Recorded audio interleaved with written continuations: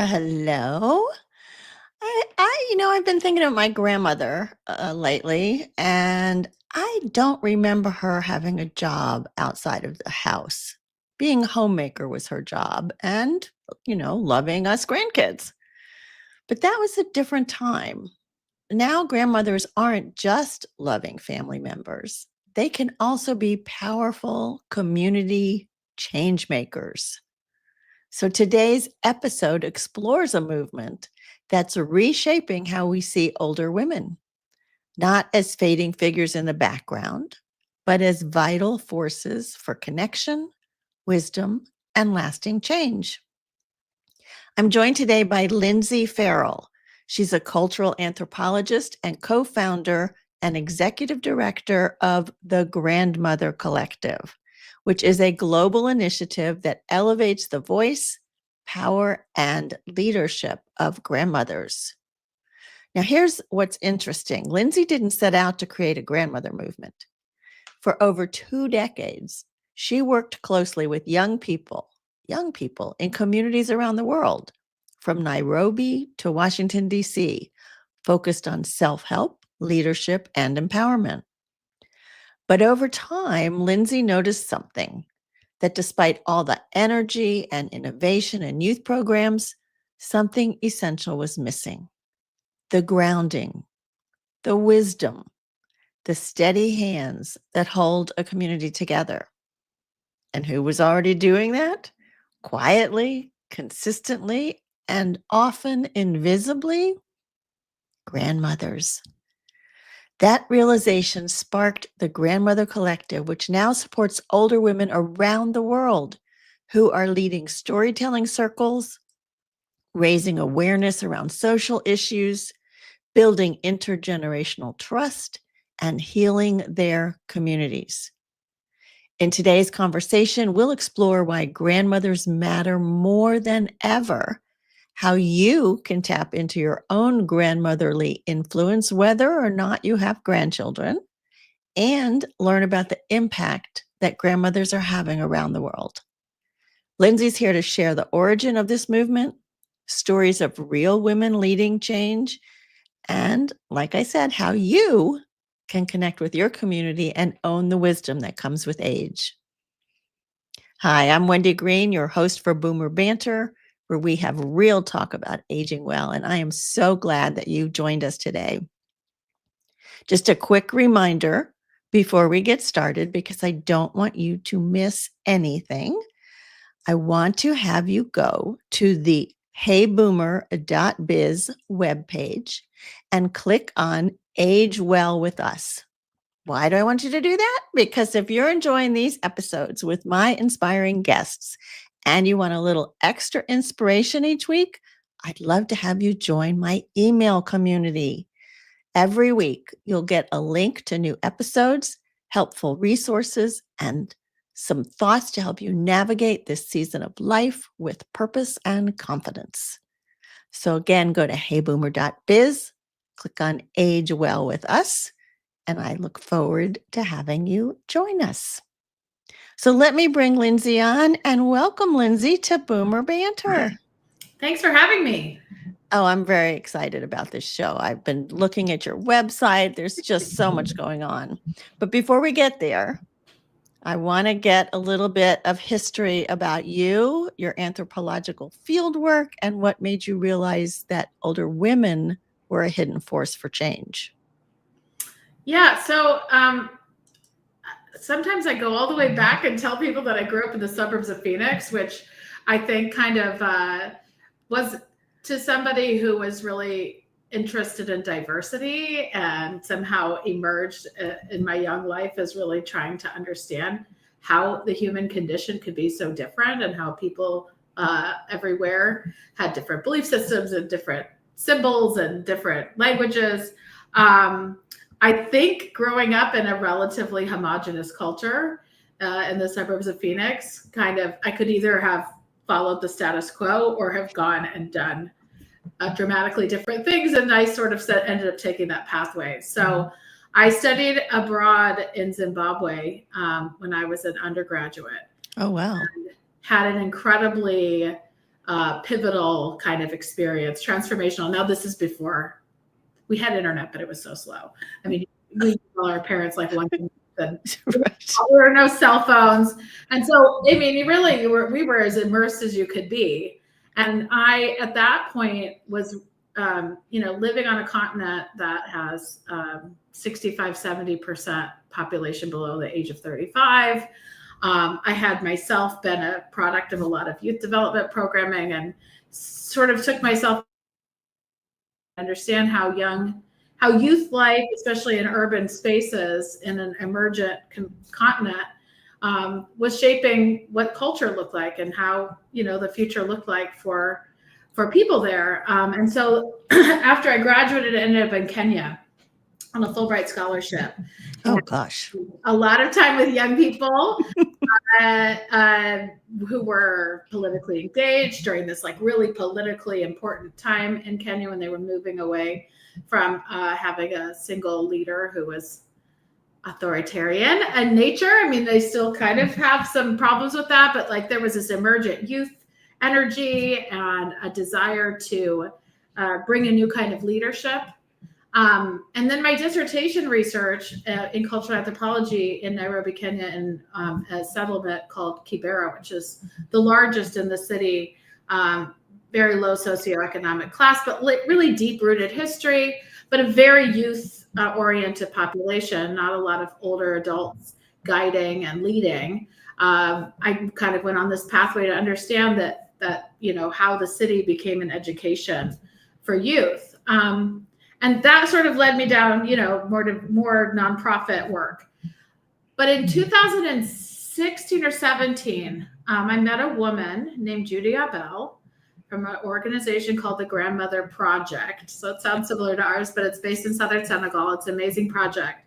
And she was talking about, she drew this we were at a conference that I had been leading, this workshop, and she was drawing out the initiative that they were doing, and she was drawing between the different members of a community. Like we have to address the elders, we have to address the young boys. I mean, towards the youth and towards girls' empowerment, really trying to solve some of the kind of systemic things that were happening for young girls in southern Senegal, like female genital mutilation, early forced marriage, being sent off at 14 or 16 to be a child bride. Yeah. And she was drawing these are all the people we have to influence.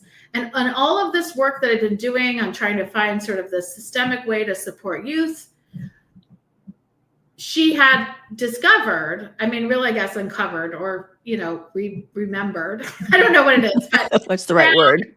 Older women in that community who could stand up in front of a group of elder men and say no. And they were not going to be there's some kind of power that comes with older women. They can shame in incredible ways. We have clear, there's clear examples in history where a group of older women will stop things from happening, or they are protested a particular way and they're really powerful. So she was like, let's tap into that, get those women on board as co-leaders, and really significantly shift the way that this community is supporting its girls. Wow. Or these communities. And so there's some statistic, it's really good. Prior to the intervention in the communities that they've operated in, Grandmother Projects operated in southern Senegal, it's 90% of mothers and grandmothers felt it was obligatory to take girls through circumcision or female genital mutilation. 90% of the mothers thought that? We're yes, this is what we do. This is our culture. This is what we have to do. Mm-hmm. And after interventions, it's in the single digits of who think it's obligatory, because they are on the journey, they're being taken along, and because they possess such a power in their culture that they're able to shift it. And so the older grandmothers are listened to not just by the women, the mothers, but also by the men. By everyone. Everyone That's listens amazing. to a grandma. And we know that's true. You can think of an older woman in your life that when she speaks, everyone goes, yeah, I get, I'm not going to piss off grandma, And it sort of seems to hold. There's little, things here and there about the mother-in-law being a problem or the this or that being a problem. But for the most part, it holds pretty universally that as women age, and they especially emerge out of menopause and become, like not seen so much as a potential partner or as a sexual being, maybe, that they gain a wisdom and power that people can't really touch anymore. And for the most part, you hear them say, yeah, I'm like in my 50s and I don't care anymore. Like, I'm going to do what I'm going to do. There is a shift. Yeah. Yes, there is a shift where you're not so influenced by the people around you and the culture. You are standing in your own strength and your own confidence of, this is who I am. And if you're either going to like it or not, Yeah. So there is a shift that does happen. You're right. Yeah. You're not worried about your reputation. You probably don't like your livelihood's okay for the most part. And if it's not, you'll figure it out. Like, you're not, I have women tell me the day they retired, they put up a sign in their yard. A sign in their yard that said what? I'm sorry, you went out for a minute. That might be that might be like very progressive. Like, I know a woman in Arkansas who joined Planned Parenthood of Arkansas the day she retired. Oh yeah. Because at that point, she, like, no one was going to fire her, and she could speak out for something she really, really believed in. And prior to retirement, there's always the fear that you're going to affect your livelihood or affect your family or your children or what people think about everyone around you. And by the time you've grown older, you have independence from that too. So you get this insight from this amazing woman. And then you go home and say, oh, you know what? I think I'll start something with grandmothers. It took a while. No, I joined her board. And there's just more year after year. It was so clear that we needed to tell a story of grandmothers at a global scale. And we started to meet other organizations that had grandmother as their center. Like, there's an organization that gets a lot of press, so hopefully people have heard of it, called the Friendship Bench, which is an organization that started in Zimbabwe. And Dixon Chibando is a psychologist, recognized that in order to deal with a really big crisis of mental health in his country, in a place that had a dearth of mental health workers, if he could train older women and grandmothers to be that source, they're a trusted source. They did it in public places, so there was no stigma attached to going to a therapist, and it's made this dramatic shift. So we meet like a Dixon and we meet a Judy, and my co-founder and I are both board members. Really felt like there's got to be more out there, and they're not talking to each other. We know that there's no like grandmother, older woman, unity. And then it turns out, as we start to explore and pull people in, there's grandmothers for reproductive rights. There's grandmothers for gun responsibility. There's grandmothers. Oh, there's so many grandmothers doing climate change work. Mm-hmm. And what we know is that A, they're not seen and they're really invisible. So what could we do to raise some visibility? B, funding for grandmother work is basically non-existent. Right? Nobody's saying like, let's give them money. And they often need like a little bit of money, like very little, to like make these big kind of things in the world. So we wanted to be a platform to raise some visibility around that and see if we could shift some things. So the collective then is bringing all of these various groups together and starting to share information and resources and communities and and inspiring each other. We just really started to like write up the models. So I think we're at 34 organizational members, and those organizational members have a lot of different ways in which they make change in the world. But we were really trying to understand like what was unique to the grandmother or older woman approach. And so we've written up some things, we've done some research. We did a research project in the beginning of the year that really focused on the role that older women play in crisis. And no one's really thought about it specifically as like grandmothers in refugee camps often get picked out as to help distribute food. Is that right? There was a research project that was done in Kakuma refugee camp in Kenya a few years ago where like they become the go-to trusted resource in a place where everybody is not trusting, right? Yeah. You know that you can bring a grandmother in. They do the same in climate crises. They do the same in migrant crises. Like, they're really playing this very visible role. So we've just been trying to like collect and create a base of evidence to be able to support this, as well as bring people together. Yeah, it's fascinating. There's so many different ways that it can work. So talk to me about what this grandmotherly approach is beyond just age. What defines that for you? Yeah, so I've been talking, I like to tell people that I want to teach a class one day at a business school called How to Lead Like a mighty, badass, some kind of grandma, right? Yeah, how to lead like a grandmother. And it's some of the stuff that you would think. They're effective because they approach things with empathy. They're effective because they approach things with compassion. But they're also effective because of those things that we were talking about, like having a recognition and realization that with age comes a particular freedom and independence. And that is something, you know, as you're young and moving up in leadership, you're calculating, I think, a lot more than grandmothers seem to calculate. They're not really worried about power in the same way. And I think there's something incredibly, I think if you talk to people in our community, they would agree. It is so cooperative and giving. Like, there's just so much in the approach that it's not like there's not a lot of gatekeeping. Like, everyone's just trying to make a change. No one's trying to get rich. No one's trying to like even build a livelihood. And so you have these sort of authentic interactions and connections that I think are incredibly grandmotherly. I think there's also, now this is like, we've kind of explored this a little bit in The Anthropologist and Me, something very sacred about older women, right? Like you can see globally, they can be goddesses and they can be witches. Like, there is something, they can be, you know, they're sort of dangerous, and that has been reflected in folklore and all kinds of things around the world. And it's an intangible thing that's almost difficult to describe.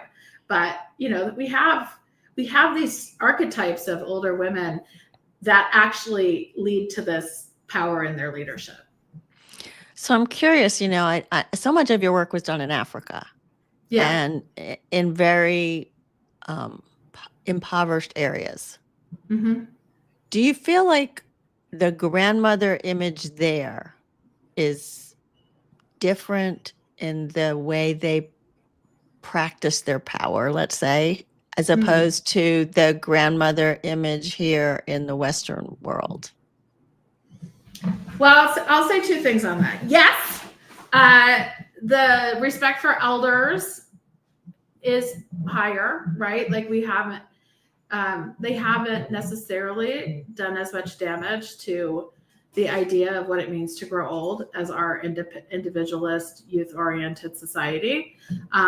Certainly, every young person, like, you know, there's even in like the language in Swahili, in Tanzanian Swahili, depends on where you are on the continent, but in Tanzanian Swahili, when you greet a grandmother or a grandfather, you say shikamo, and, you know, you sort of bow, and that means like, I kiss your feet. Like, there's this deference, right? That's like immediate, and then they like, and then you know, you can talk.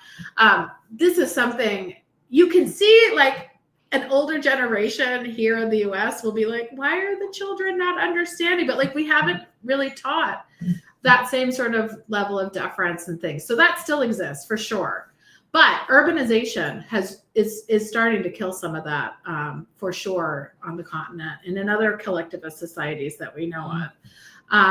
You know, they're growing up in youth-saturated communities without the wisdom and experience and leadership of older people. when you have 75% of the population below the age of 35, that starts to do a number on the relationship and connection between generations. And so I think they are at risk of kind of going down the same pathway as us, but we also have an opportunity to redefine aging. And I think that's what we're really trying to focus on at the Grandmother Collective. And I know groups here in the United States, you've probably even connected with them, that are really thinking about how do we reframe elderhood? How do we take back the responsibility? Like elderhood is not, being an elder is not assumed, like you should earn it, that you need to be responsible to your community and step up in particular ways in order to be considered an elder. It like goes both ways. It's not just teaching the young to respect the elders, but it's teaching our elders to reevaluate the role that they're supposed to be playing as community leaders. Right. Not to say, oh, well, I'm too old now. No, this is our opportunity to really have an impact. And I mean, that's what I'm hoping to do through this show. Yeah. Yeah. So tell me about some of the initiatives. Like I was reading about Tea for Change. I was reading about the local learning circles in Philadelphia. And then, of course, this global symposium. So tell me about those and how they cultivate change. Well, we developed the Tea for Change, and it's kind of evolved. We developed that as a kind of a tool for anyone who is trying to figure out how to start a conversation with their community or with their peers, that starts to take them, to think about grandmothers and think about their roles differently. And actually, I'll tell you what evolved. If anyone has seen Known As on Netflix. Oh, yes.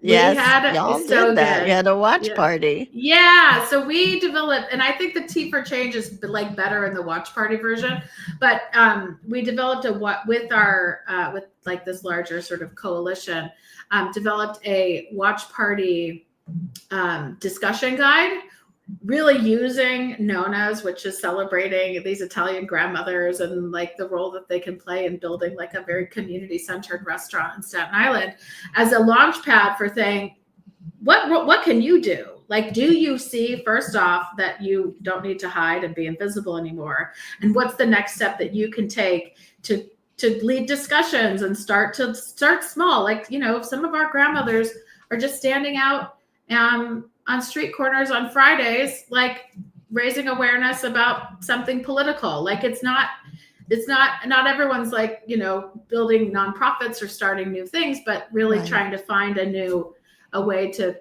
feel a contribution and a purpose.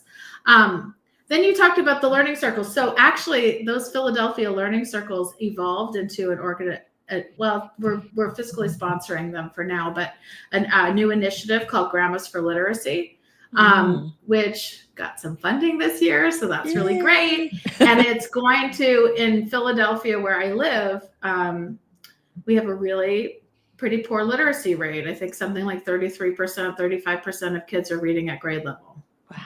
Okay. In the public schools here. Yeah.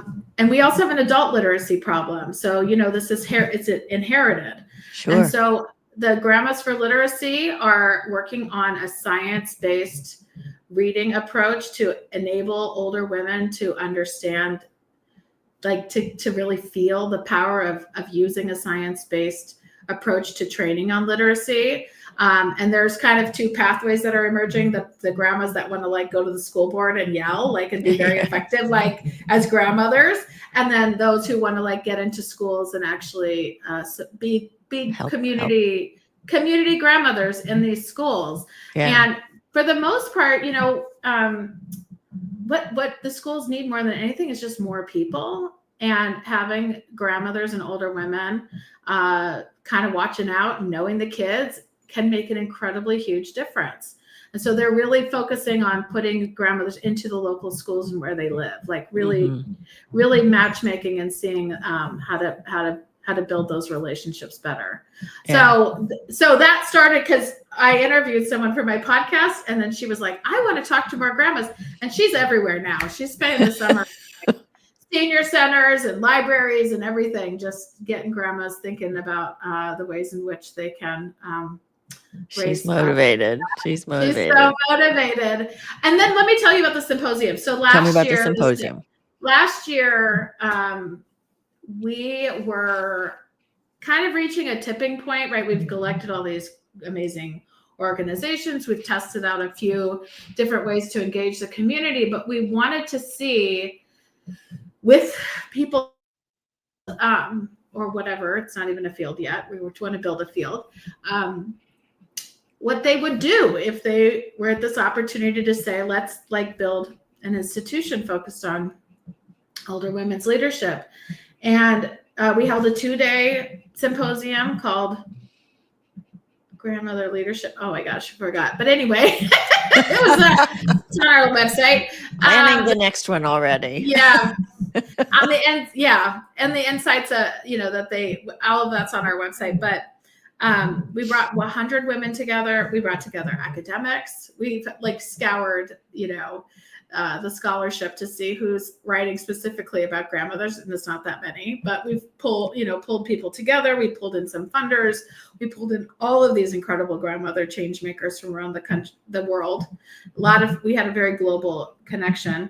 And the first day was focused just on like, let's prove to you that this is a thing, right? That there's an actual thing here that grandmothers are driving change, and we could see it in all of these very disparate ways. And then the second day we talked about how we're going to build this together. And what emerged was that we needed a membership, that we needed individual grandmothers to find a way to connect, and that we needed a base of evidence.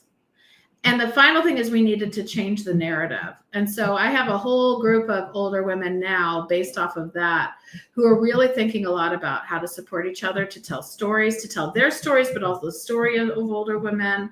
And so that's kind of, that really has provided a great base for us for making this emergent, but also making it a collective, like people, so with individuals, because it started out as a collective of organizations. Right. And now you're bringing individuals in. So tell me about that. Like I joined that story circle. Yeah. Which was really fun and it was interesting. Awesome. Yeah. So tell me about some of the things you're doing with the individuals. We do those monthly. So there's a monthly storytelling circle that anyone can come and tell a story, but also just attending. It's maybe my favorite night of the month, like just to hear. It's so diverse. Sometimes somebody sings or tells like a folk story, but oftentimes it's personal. But there's really what we've kept hearing from our community is that there was no space just to let older women speak to each other and talk about a variety of things. I think a lot of the work with older people tells them that they have to tell like a legacy story or a life lesson or some other kinds of thing. And sometimes you just want to be human and be who you are in the moment. Like it's, so that's what has really created that. And it's creating like a little vibrant community. And off of that is a group called the Wabi Sabi Writers. And that's a writers group. And wabi sabi, it means like perfectly imperfect or whatever, right? It's like this Japanese concept of impermanence. And so they're perfectly imperfect, the wabi sabi writers, and we're trying to shepherd them into publications and get them into so that we're really shifting this narrative out in the world. But what we're hoping in the fall, so we're launching an individual membership in the fall. Which is where people can actually like sign up and say, I'm a member, right? They already call themselves a member, which is awesome. But we just have all these individual women who haven't started something yet, or they belong to 4 things, but they only want to, they want to come to us to bandy around ideas or meet more people that are like-minded. Actually, change making is incredibly lonely. So you often find that the women that find us are in some community. They're not necessarily finding people that have the same values or ideas or passions, right? So it sort of becomes this. I mean, we have a woman join us from Singapore really regularly, and I just imagine she just feels such a kinship. She gets up in the middle of the night to join stuff. That's right? amazing. Like, Yeah. it's amazing. And so what we're going to do is we're going to offer a membership where people can sign up to be a member of the Grandmother Collective for a really small fee, or not at all. We're going to do it on a sliding scale. We don't want anyone to not feel that they can be part of it, but we do have like some operating costs that would be nice to cover. And as part of that membership, they're going to be able to join workshops, which we're developing. Things like, how do you use AI for movement building, or Google Docs for collaboration, which is really helpful. But a lot of our community, you can imagine, just doesn't. They want to be in a space where they can ask the questions that they make them feel stupid when it comes to things like technology and things like that. So we're going to build out a series of workshops. We have an opportunity to feature folks in webinars, which will be starting sometime this summer on various issue areas related to grandmothers. Like, there's going to be one on food traditions and food ways. We'll do one on grandmothers and education. We've done a few already webinars, so it'll be in that. Members will also have access to a platform and membership directory so they can find each other. The number one thing that happens at every Grandmother Collective event, and we have these monthly coffee chats, there'll be one tomorrow. Anyone can join. Okay. And the number one thing that happens is the chat fills up with email me, email me, email me, email me. And so we've created a platform that people can connect with each other. There's an email listserv. There's a way to make subgroups for different issue areas. So let's share your website though, if they want to sign up for the coffee chat, or if they want to sign up for a storytelling circle. Yeah, all of that's on the front page of the website. So it's grandmothercollective.org. Mm-hmm. Yeah, so check it out. There's so much on there. Yeah, it needs a little. Some of that stuff is going to move behind the wall from membership, like our resources and stuff, pretty soon. So, but right now, literally everything we've ever thought about exists on the website. Yeah. So, Lynsey, what has surprised you the most in your role with the Grandmother Collective, and how has it reshaped your idea of what a grandmother means? The organization emerged as I became a mother. Mm-hmm. So, I was already sort of having a lens on like the power of like my mother is a really kind of archetypal grandmother. Like, the kids all listen to her. She can get them to do anything.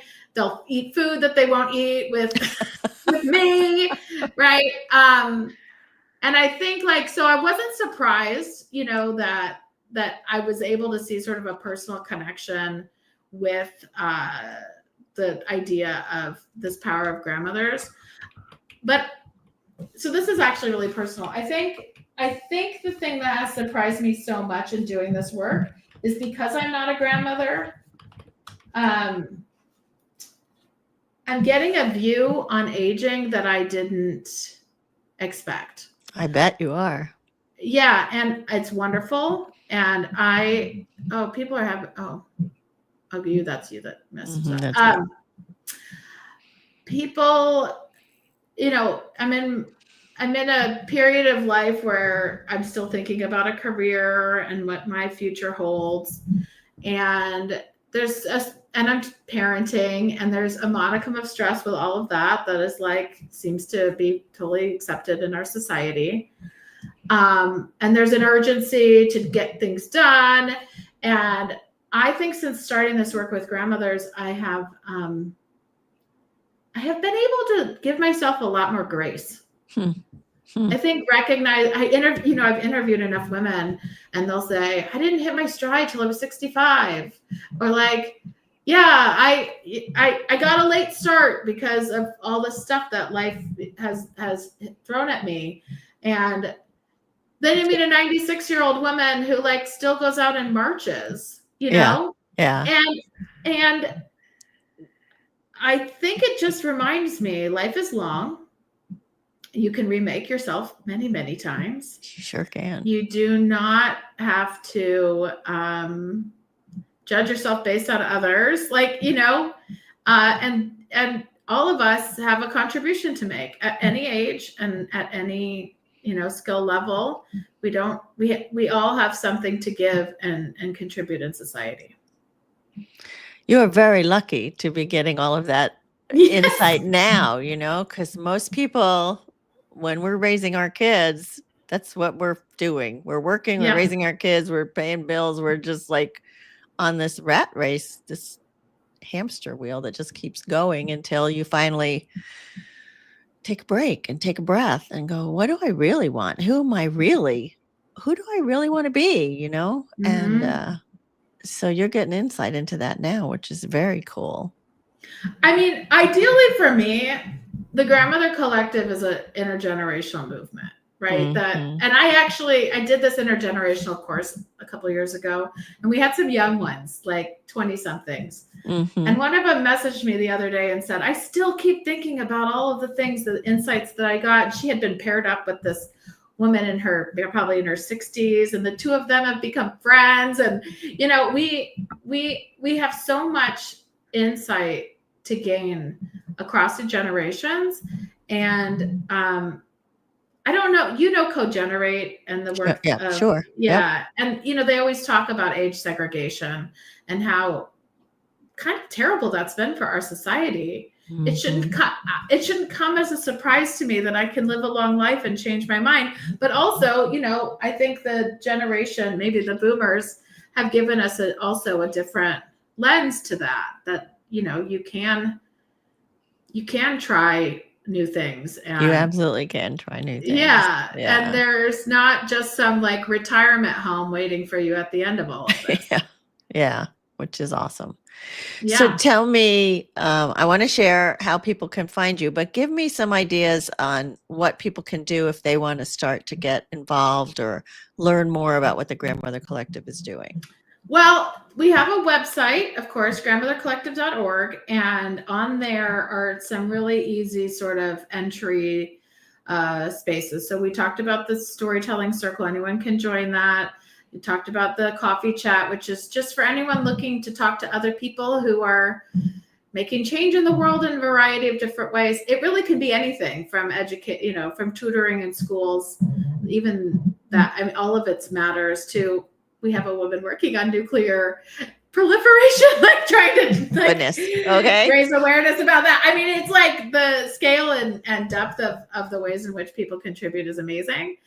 So come to a coffee chat. There's one tomorrow at noon Eastern. Come to a storytelling circle. I think that'll be in a couple weeks. Join the Wabi Sabi Writers. And then, once we have this membership, and if you haven't sign up for the newsletter, which is at the bottom of the website, you'll see when we're ready to formally launch the membership, which it should be a real avenue to getting to a lot of women that are like-minded. Well, I want to encourage people to do this too, because we've been talking all month about friendships and connections. And, I popped into that storytelling circle. I didn't know anybody there. I didn't tell a story. I just listened. And yet I could tell this was a group of women that were very connected, very supportive. And, if you are feeling isolated and you feel like you just don't know how to contribute and start to give back again, and maybe even getting out of the house is difficult. This is a great way to get started with building a community that feels supportive and safe and empowered. So yeah, I really appreciate what you're doing, Lynsey. Thank you. Well, I'm glad you felt that, because when I say generosity of grandmother leadership, that is a big piece of it, and it just shows up every time. Yeah. If you have specific questions, you can email Lynsey directly at Lynsey, that's Lynsey, at grandmothercollective.org. So she's very graciously offered to share her email address too, Lynsey, Lynsey, at grandmothercollective.org. I mean, we could talk for hours. There's so much to take to ask you, but yeah, maybe we'll have you back. Oh, please have me back, or better yet, I've sent you someone from the collective who Ooh, can that would share be a very fun. specific, like, a passionate thing that they're working on, because Yeah, I that mean, would be great. I could pluck so many Oh, I incredible, bet you could. Yeah. yeah. And listeners, if this episode resonated with you, please be sure to share it. Share it with a friend, leave a comment, tell me what you're taking away from the conversation. Really, it just would make my day to hear from you. And if you're not already on our email list, it's a great way to stay in the loop with what Boomer Banter is doing.